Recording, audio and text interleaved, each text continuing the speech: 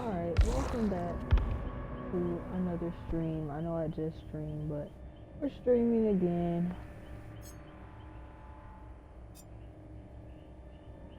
Still gonna be playing as the killer for right now. And then I'll go back to being the survivor.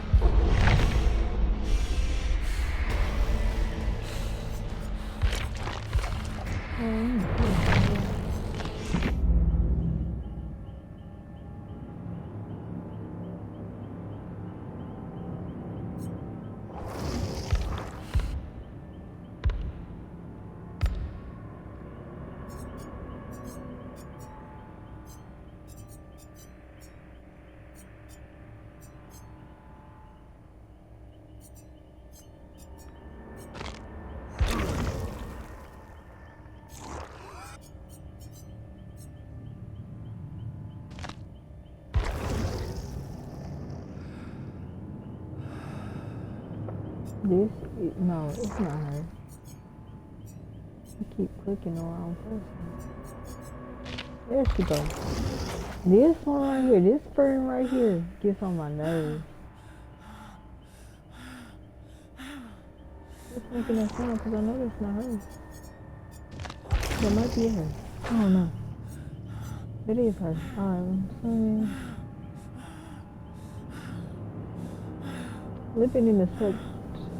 Living in such an extremely remote and dangerous area required skills and resilience. When sunlight became too dim for productive activities, they would take refuge in their house, a sturdy old cabin constructed to resist the toughest winters.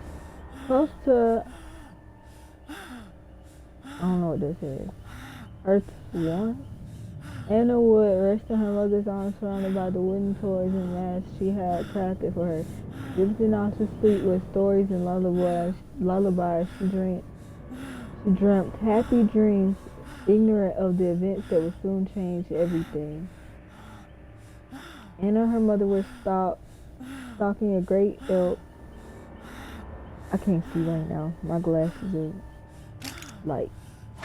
Anna and her mother were stalking a great elk through the woods. They knew it was a dangerous prey, but it had been a particularly difficult winter, and they were almost out of food. The specter of starvation frightened them more than any forest creature. Without warning, the elk reared, bellowed, and charged at Anna. She was paralyzed with fear as the whole world seemed to shake under the immense beast's pounding hooves. The elk was close enough for Anna to see the murderous fury in its eyes, and when her mother threw herself in his path, axe in hand, the blood-curdling scream escaped from her lips as the elk impaled her upon its antlers and hoisted her into the air.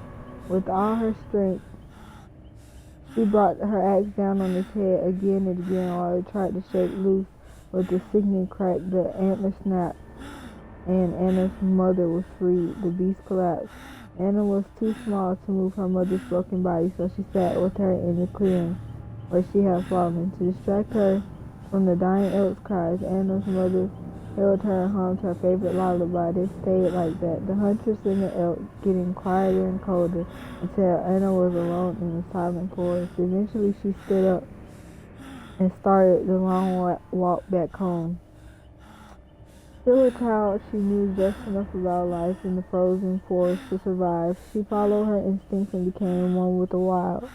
She got older and stronger and practiced her hunt as she grew into a dangerous predator. Her humanity became a half-remembered dream. She widened her territory and lived off her hunts. She worked her way up through squirrels and hares and minks and foxes. Eventually, she grew tired of them and hunted more dangerous animals like wolves and bears. When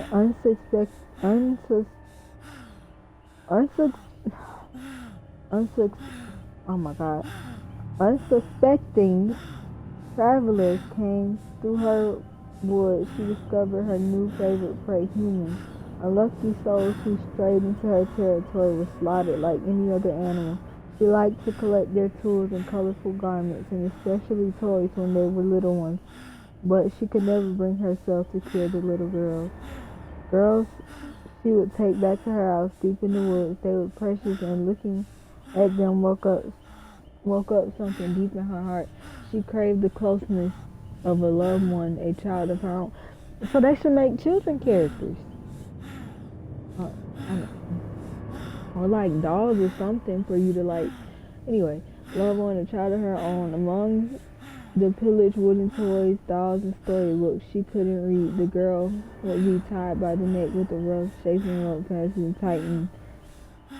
fastened firmly to the wall. She couldn't let them wander off or they would surely die outside. Every time the girls would waste away and die of cold or starvation or sickness, every time it plunged Anna deeper into pain and sorrow and madness. She was compelled to try again, and she started raiding the nearest villages to slaughter families and kidnap their daughters. She wore one of the animal masks her mother crafted for her so many years earlier to try and calm the frightened children. Villagers spread the legend of a half-beast lurking in the red forest, the huntress who killed men and ate little girls. War eventually came to the forest. German soldiers began passing through on the march to attack the collapsing Russian Empire. During these dark times, there were no more travelers. The villagers had abandoned their homes, and no little ones to be found. No little ones to be found, only soldiers. Many of them were found with violent accidents. Whole groups disappeared mysteriously. Once the war was over, the rumors of the hunters disappeared with it engulfed by the red forest. I didn't know they had backstories like this. That should be a book. Someone needs to write a book about this. That right there. That's amazing. Only problem is I have to actually purchase it.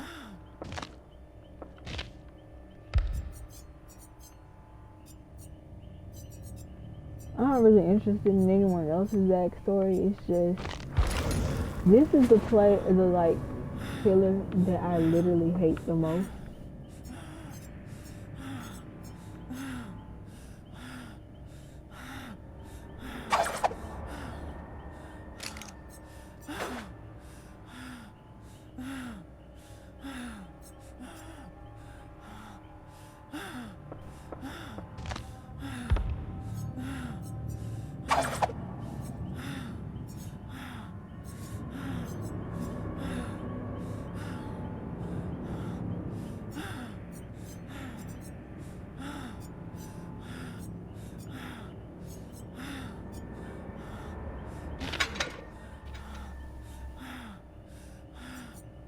Unlock the outfit? Like, I'm trying to unlock her though.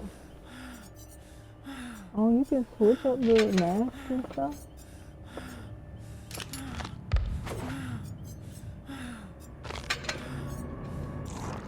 That's cool. I'm not going to really read everybody else's story and stuff.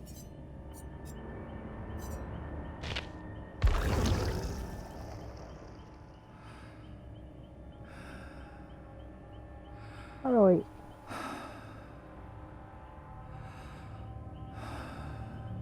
kind of skipping through this one. Okay, so that is a girl. That is a girl. Okay, I had to check because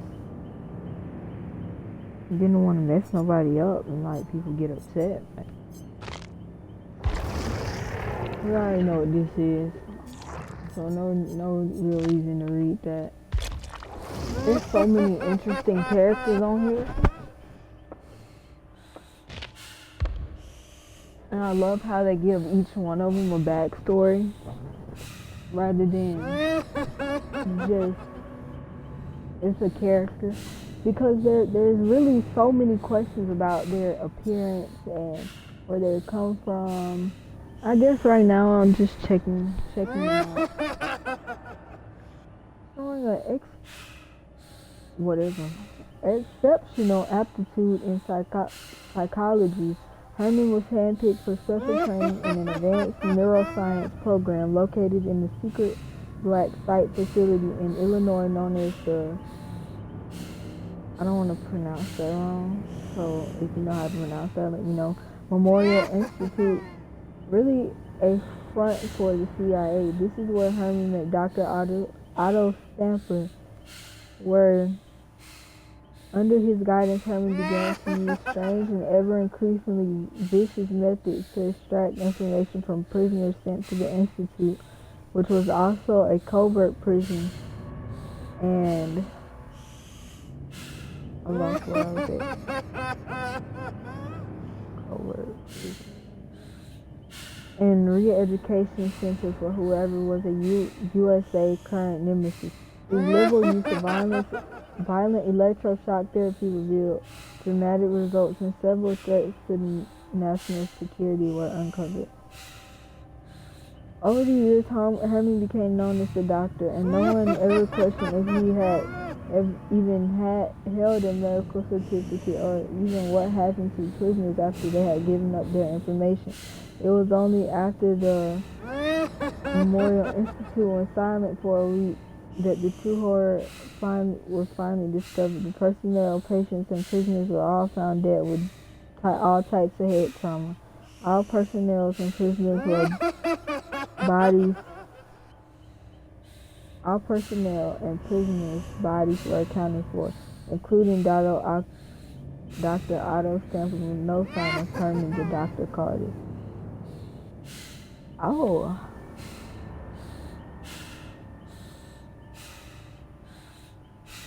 Kind of like that story, but like at the same time, I would like to know more about like how he became like this, like what transformation he underwent, or if he was just continuously shocking himself. Yeah, that's cool. They not conjoined anyway. A pair of conjoined twins, Charlotte and Victor Deshays, formed an emotional bond like none other. The unlikeliness of their success. It's like I'm trying to like turn them to the front.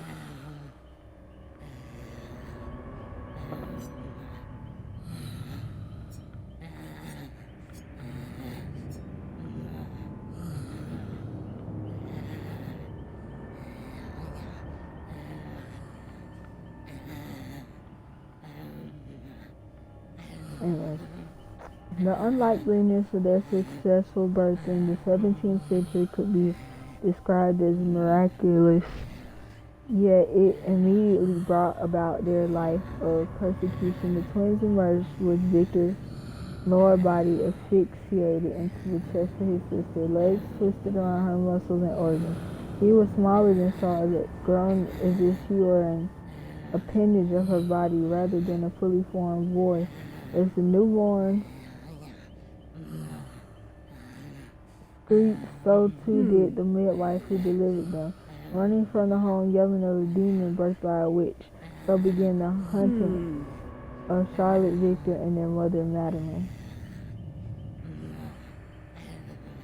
What is she just talking to him? The coming years were fleeting memories for the twins, yet they were the closest thing to a normal life they would know. The journey with their mother was what they believed all children underwent. The gangs running around and hiding through France's countryside again, an ordinary occurrence. At the age of 5, a new challenge to the gang was presented as their mother fell ill, pale and exhausted. Madeline had no choice but to pass the responsibility of collecting food onto Charlotte. The girl burdened under extra clothing. The girl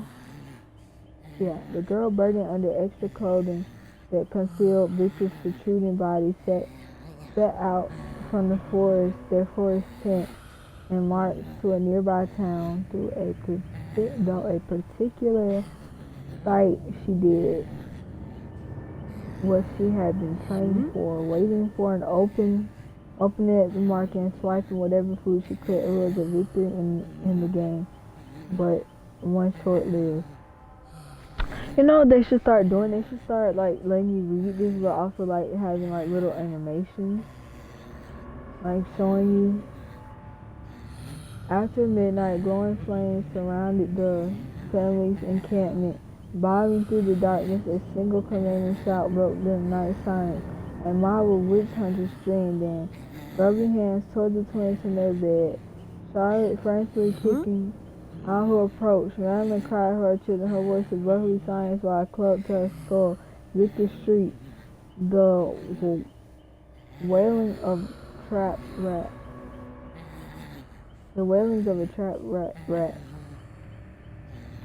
The hunters coordinated quickly. A judge on hand declared Madeline guilty of witchcraft, evidenced by her demon spawn. Within minutes, they shackled her unconscious body to a tree. Surrounded her feet with dry twigs and moss. As she awoke, she did not struggle, only begged her children to turn away. They would be given no choice. The twins were forced to watch as the torch was lit, and they watched as flames left up their mother's skirt, charring and sizzling her flesh. They watched as fat dripped from her body and her face bubbled and twisted. They watched until screams that tore her vocal cords were no more, and all that was left was crackling of embers and a nauseating stench. Whatever joy and goodness were in them died with their mother, caged and transported to an old wooden temple. If you read these, you really find out what map they belong to. Caged and transported to an old wooden temple, they are sold to a secretive group clad in dark cloaks. Victor, with the ferocity of a rabid beast at any who approached, clawing and biting. The only solace that could calm him was the embrace of his sister. Charlotte, bitter and hateful to all but her brother, found promise in being Victor's and being his protector. Within the temple, they are exposed to unused. Okay, this one is way too long.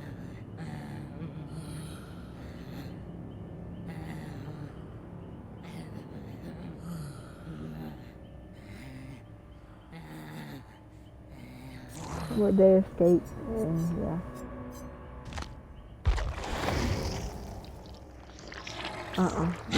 That's just nice.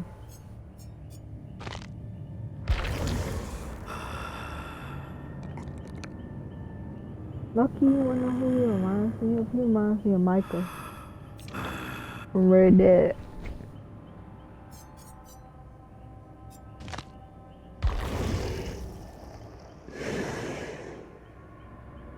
Some of these were so long, you know, I'm gonna have to go back and read these.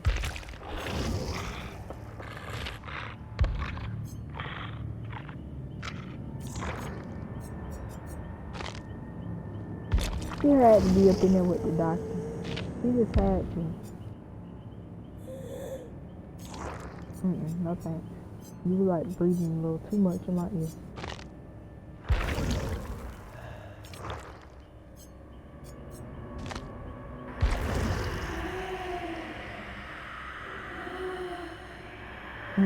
You breathing in my ear too. We don't do that.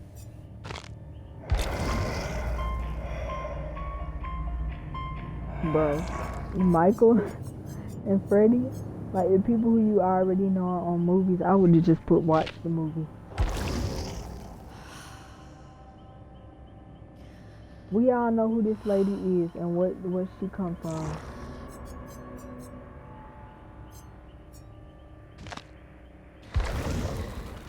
Not like if she's starring the movie, but we know that she's referencing.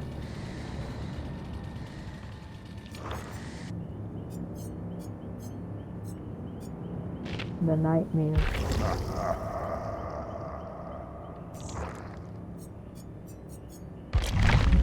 Anyway, let's go ahead and get into the game while I'm sitting here reading stories.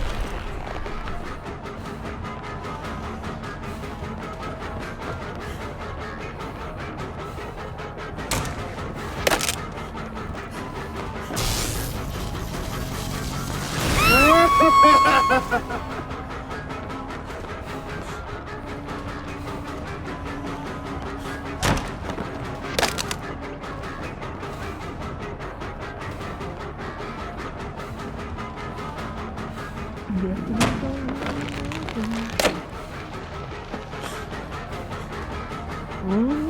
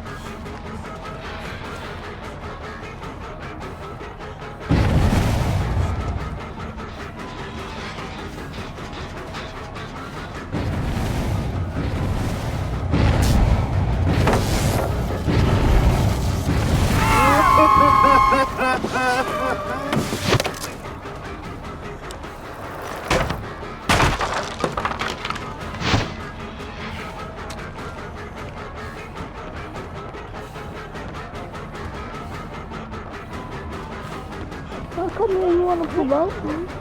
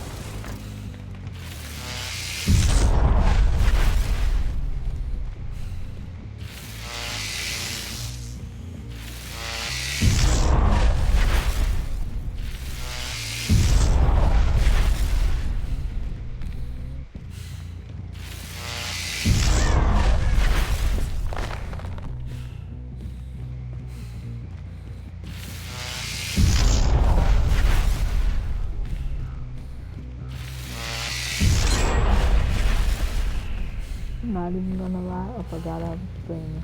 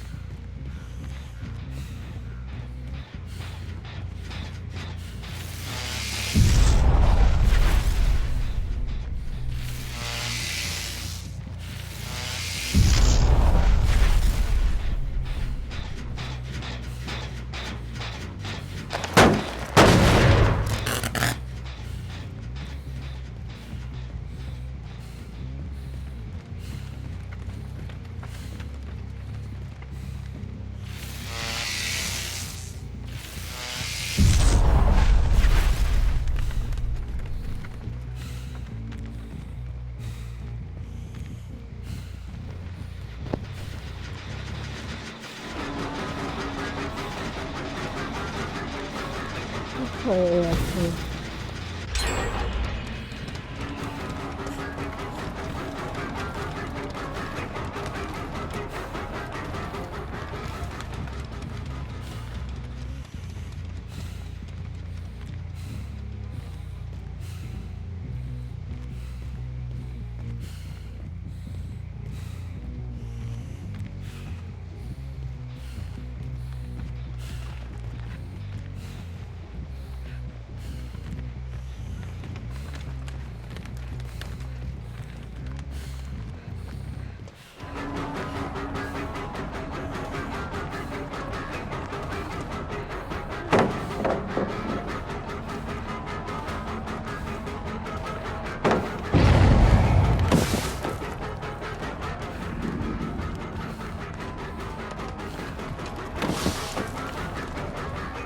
I feel like we actually do have intention behind me.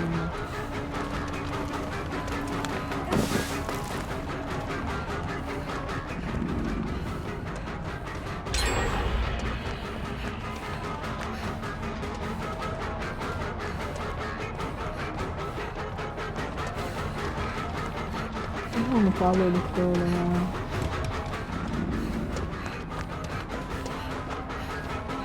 I'm messing her a little bit.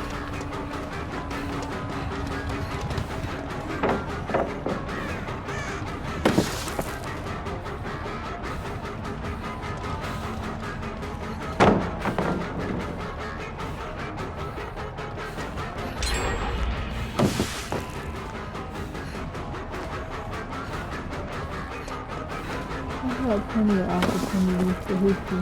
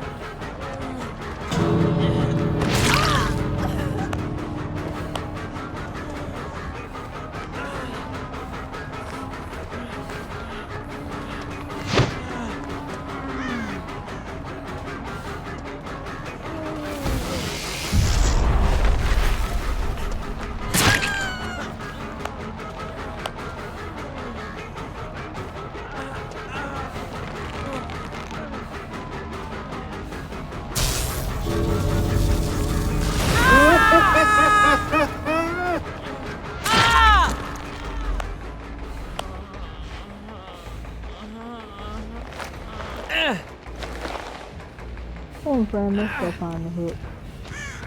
Another hook.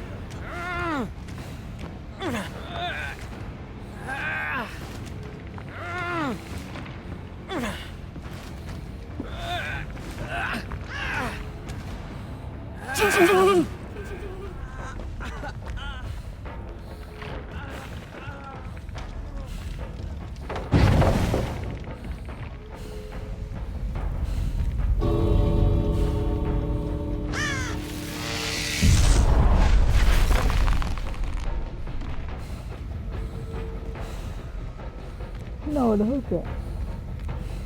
And the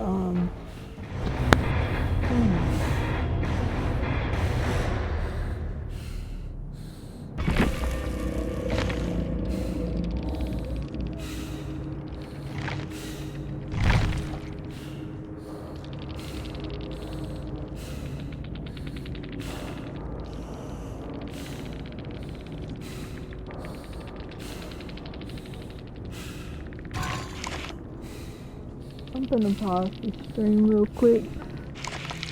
Come back on after though.